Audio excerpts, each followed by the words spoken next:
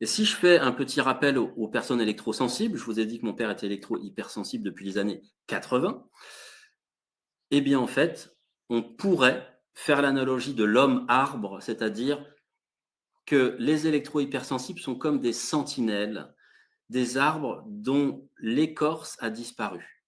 Ils ont une sensibilité du coup accrue à cet environnement électromagnétique et en cela, ils sont des éclaireurs de cette traversée.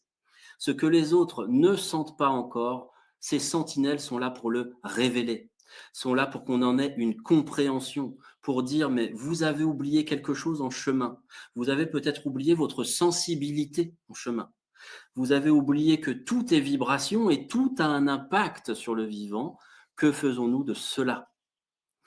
Ce n'est pas le progrès qui nous rend malades, c'est l'oubli du vivant dans notre manière de progresser. C'est cela que les électrosensibles viennent, comme des témoins de ce temps, nous dire, par leur corps et par leur souffrance. Ça, c'est ce que je dis parfois quand on conseille des personnes électrosensibles au téléphone. Ils comprennent pas toujours, évidemment, parce que eux, ils sont en souffrance, ils ont besoin de solutions et ils nous appellent pour avoir des solutions.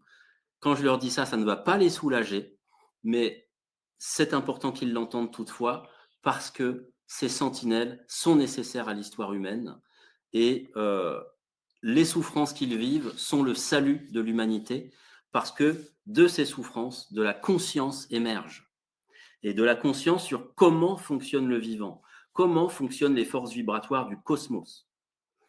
Donc c'est juste fondamental.